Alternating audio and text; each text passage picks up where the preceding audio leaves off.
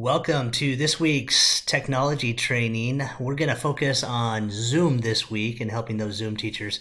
Want to give you an example of how to use Zoom in Doctrinal Mastery lesson 2 Timothy 3:15 through 17.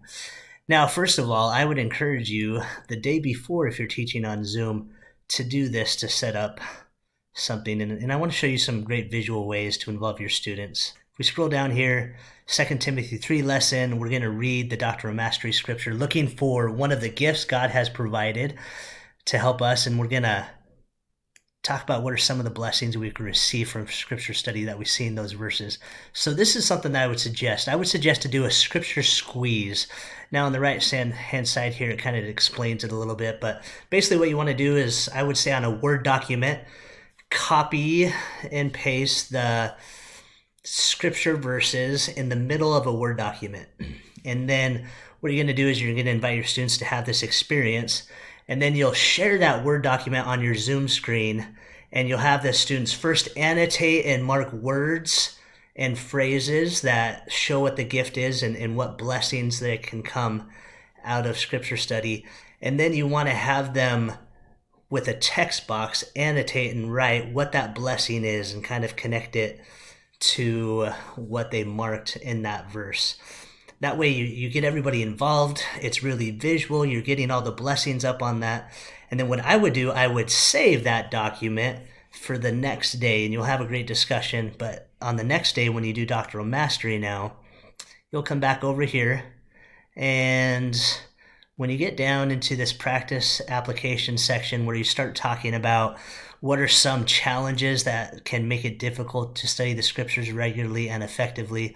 And actually also, if I go up here just a little bit, when you're coming back to 2 Timothy and you're kind of discussing how you would go about this scenario, it would be awesome to put what all the blessings they already discovered the day before back up on the screen on this Word document to have this conversation. And then down here below, what you could do, a great idea to involve your students and get things visual, is bring back up that Word document, and hopefully below it or whatnot, there's some extra space that could be annotated on. And so you might share that Word document with one of your students and have them actually share it on the screen and give them rights to do that. And they'll be your scribe to write down all of these great ideas of the challenges that can make scripture study difficult.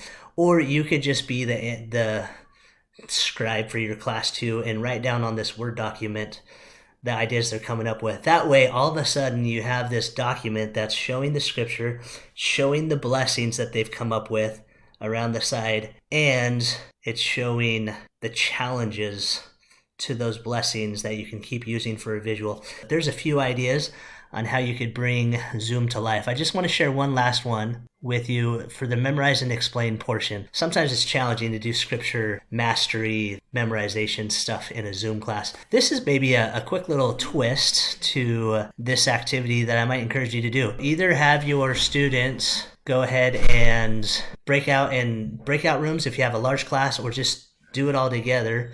But have them get into the chat, and this is what you have them do in the chat. Each student only shares one word or two words, and they build on top of each other to get the reference down and the main phrase down. And so the first student would share like 2 Timothy, put that in the chat. The second student puts 3:15 through 17 in the chat.